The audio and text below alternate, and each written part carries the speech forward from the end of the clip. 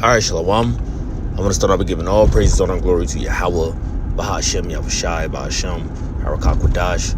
Double honors to the apostles and the elders of Great Millstone.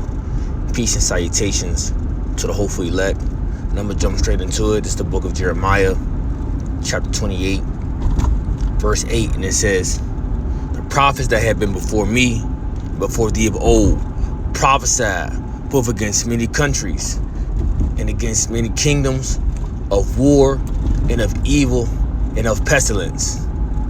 And the prophets of then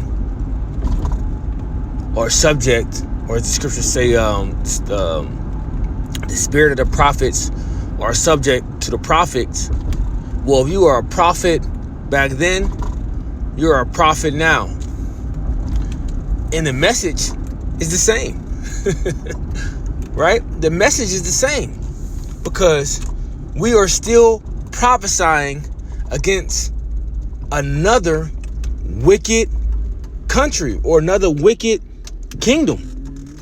And what are we prophesying about? Because what's coming to America, Babylon the Great? War, right? The third world's woe. Evil, you can already see it, is here and it's increasing by the day, by the second. Pestilence. Many diseases. And a lot of these diseases that you people are about to face, you're not going to be able to cure. They're going to be uncurable diseases. And let's just say if there were diseases that were curable, well, you're not going to have the medications, or you're not going to have access to the medications to cure that disease. Now we know, dealing with the whole CHIP, the MOTB, that's going to give you some access to, be able to sustain yourself for a little while in this God-forsaken country, right? But taking the CHIP, the MOTB that we always speak about, that's in the book of Revelation, chapter 13, verse 16 and 17, that's going to be to your detriment. You see, because when you read Revelation, the 14th chapter, and I'm doing it in transit, it talks about the people who's going to take, the MOTB, the MARK, the charagma, is going to be what? Tormented, or catching a wrath, by the holy angels in the Lamb, right? Yahushai. So we know things are going to be put in a position or in a way for people to still be able to operate in a society, like it says, as in the days of Noah, so shall it shall be, or when the Son of Man be, roughly paraphrasing, Salakia, right? So we know there's going to be a lot of things. People are still going to be partaking in many different things. Because what were they doing in the days of Noah? The scriptures talk about them. They was marrying, eating, drinking, right? Still, moving around. But see how society is going to be set up. You ain't going to be able to move around unless you take the MOTB. I'm talking about move around freely under the NWO that Esau is setting up. And for the ones who don't take it, well, we know what they're going to try to do with us. Okay, they're going to try to have us, locked up in concentration camps, try to, delete the majority of us. So we're going to be moving as pilgrims in the earth, right? But the point being, in this lesson, it's talking about a prophet is going to be speaking. This prophet is going to be speaking the same message as in old times and as in modern day times. The message is the same. Biblical prophecy. See, here it is. People have this mindset of, You know, that book is old. That book is ancient. And you would think, with them even just saying that the prophecies that's coming to pass in this book, is what solidifies this book of being the word of truth, right? But they don't pay attention to these things. But to continue to say, people have this mindset, they'll say, we're not in biblical times no more. We're in modern day times, which this is not true. Okay, this is all biblical times, right? When things like, for instance, as we talk about the Third World War, World War III, right? Is this still not biblical prophecy? Wouldn't it still be in a biblical timing, so to speak? I think that it will be. It is. So you can't say we're no longer in biblical times no more, because these are biblical things that is taking place that was mentioned in the Bible. We are still in biblical times, right? That time didn't just erase because we're in so-called 2024.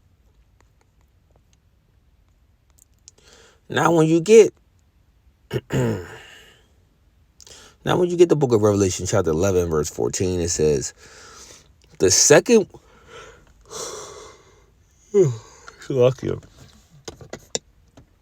says the second woe is past, and behold, the third woe cometh quickly. This is talking about, WW3. This is what this is speaking of, right? But see, you people don't know that WW3 is mentioned in the Bible.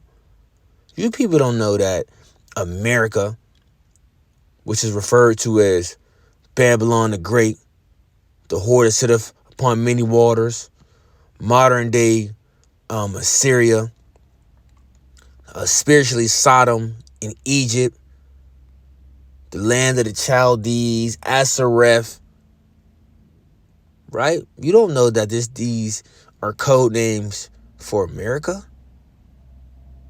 Because let's think about it.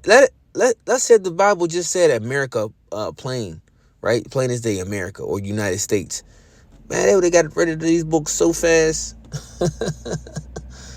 Right? But see, the Lord puts things in the scriptures as what? As codes, parables, And as it's mentioned in the book of Amos, chapter 3, verse 8, it says, I giveth my secrets, or I revealeth my secrets to the servants, the prophets. So the prophets know and understand the mysteries of this book. You see? They understand the mysteries of this book. It was revealed unto them, just as in the days of old. Now, I want to get this. And this is just something quick through the Spirit. The book of Hosea, chapter 12, verse 10, it says, I have spoken by the prophets, and I have multiplied visions and used similitudes by the ministry of the prophets. So the Lord always dealt and spoke with people, to his people, even to the other nations. Through what? Through his prophets. The ones who he have revealed his secrets unto. And these same prophets would do what? They would make this public amongst the people. Now we can end it off here. The book of Psalms chapter 68, verse 11, it says, the Lord gave the word. Great was the company of those that published it. So the prophets, they're not concealing this word. They're not concealing the message of Yahweh Ba'Shem Yahushua. They're not concealing prophecy. No, we declaring all the writings out this book. Just because you people don't believe, hey, that's on you. Right? That's on you. But see, we're going to continue to declare the word of Yahweh Ba'Shem Yahushua and exalt his name. Right? Did it not say do that until what? Jerusalem be made a praise in the earth?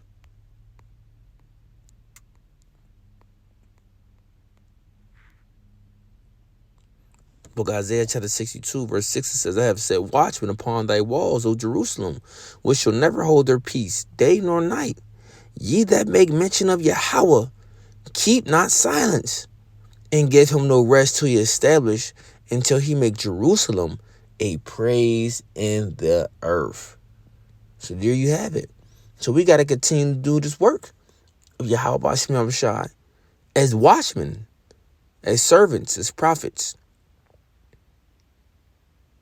Right? And we're to give him no rest till we make Jerusalem a praise in the earth. So that was just a quick into the spirit. Lord willing was edifying. So next time I want to say shalom.